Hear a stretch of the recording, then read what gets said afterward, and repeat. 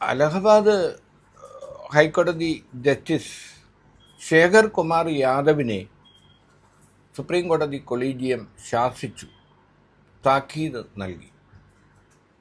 Supreme കോടതിയുടെ ചരിത്രത്തിൽ തന്നെ അപൂർവമായിട്ടാണ് ഒരു ഹൈക്കോടതി ജഡ്ജിയെ കൊളീജിയം വിളിച്ചു വരുത്തുന്നതും ശാസിക്കുന്നതും. അതേസമയം ജസ്റ്റിസ് യാദവിന് എതിരെ യാദവിനെ ഇംപീച്ച് ചെയ്യാനായി നോട്ടീസ് നൽകിയിരിക്കുകയാണ് ഇന്ത്യ മുന്നണി.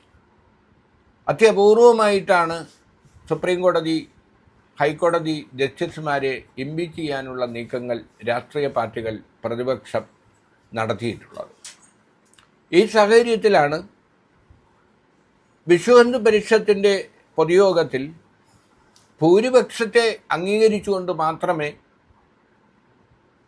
ഭൂരിപക്ഷ സമുദായത്തെ അംഗീകരിച്ചുകൊണ്ട് മാത്രമേ ഇവിടെ ജീവിക്കാൻ കഴിയൂ, ന്യൂനപക്ഷങ്ങൾ അതിന് വഴങ്ങണം എന്ന തരത്തിൽ യാദവ് പ്രസംഗിച്ചു. നിയമത്തിൻ്റെ മുന്നിൽ എല്ലാവരും തുല്യരാണ്, സമന്മാരാണ്. മതേതരത്വം ഉയർത്തിപ്പിടിക്കേണ്ട, ഭരണഘടന ഉയർത്തിപ്പിടിക്കേണ്ട ഒരു ഹൈക്കോടതി ജസ്റ്റിസ് ഒരു ഘട്ടത്തിലും പറയാൻ പാടില്ലാത്ത ഒന്നായിരുന്നു ഇദ്ദേഹം നടത്തിയ പ്രസംഗം. കാരണം ഭൂരിപക്ഷത്തിന് ന്യൂനപക്ഷം കീഴടങ്ങുക എന്ന് പറഞ്ഞാൽ അതോടെ ജനാധിപത്യം ഇല്ലാതാവുകയാണ്. കാരണം ന്യൂനപക്ഷങ്ങളുടെ അവകാശങ്ങളും ന്യൂനപക്ഷങ്ങളുടെ സ്വാതന്ത്ര്യവും ഭൂരിപക്ഷം അംഗീകരിക്കുമ്പോഴാണ് ജനാധിപത്യം യാഥാർത്ഥ്യമാകുന്നത്. അപ്പോൾ നമ്മുടെ ഭരണഘടന ഉറപ്പു നൽകുന്ന സമത്വത്തിനും മതേതരത്വത്തിനും എതിരെ ഒരു ഹൈക്കോടതി ജസ്റ്റിസ് തന്നെ പരസ്യമായി പ്രസംഗിക്കുക എന്ന് പറഞ്ഞാൽ അദ്ദേഹത്തിൻ്റെ മുന്നിൽ വരുന്ന കേസുകളിൽ അദ്ദേഹം എടുക്കുന്ന നിലപാട് എന്തായിരിക്കും?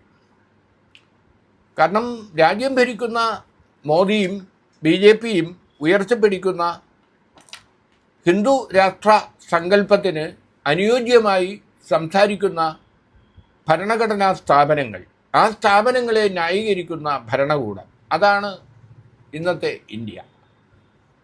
UP മുഖ്യമന്ത്രി ആദിത്യനാഥ് പറഞ്ഞത് സത്യം പറയുന്ന കോടതികളെ പ്രതിപക്ഷം ഭീഷണിപ്പെടുത്തുന്നു എന്നാണ്. അപ്പോൾ ഇതിനർത്ഥം BJP മുഖ്യമന്ത്രിയായ ആദിത്യനാഥിൻ്റെയും ഇന്ത്യൻ പ്രധാനമന്ത്രിയുടെയും ആഭ്യന്തരമന്ത്രിയുടെയും എല്ലാം താല്പര്യം സംരക്ഷിക്കുന്നവരായി മാറണം ഭരണഘടനാ സ്ഥാപനങ്ങൾ, കോടതികൾ എന്ന് പറയാതെ പറയുകയാണ് ഭരണകൂടം. ഇപ്പോൾ അവശേഷിക്കുന്നത് സുപ്രീം കോടതി എന്ന് പറയുന്ന അവസാനത്തെ അഭയകേന്ദ്രമാണ്. സുപ്രീം കോടതി ചീഫ് ജസ്റ്റിസ് സഞ്ജീവ് ഖന്നയുടെ നേതൃത്വത്തിലുള്ള കൊളീജിയമാണ് ഈ ജസ്റ്റിസിനെ വിളിച്ചു വരുത്തി താക്കീത് ചെയ്തത്. ഈ താക്കീത് ഉൾക്കൊള്ളാനും ഇനിയുള്ള പ്രവർത്തനങ്ങളിൽ മതേതരത്വവും സമത്വവും ഉയർത്തിപ്പിടിക്കാനും ഈ ജസ്റ്റിസിന് കഴിയും എന്ന് നമുക്ക് പ്രത്യാശിക്കാം.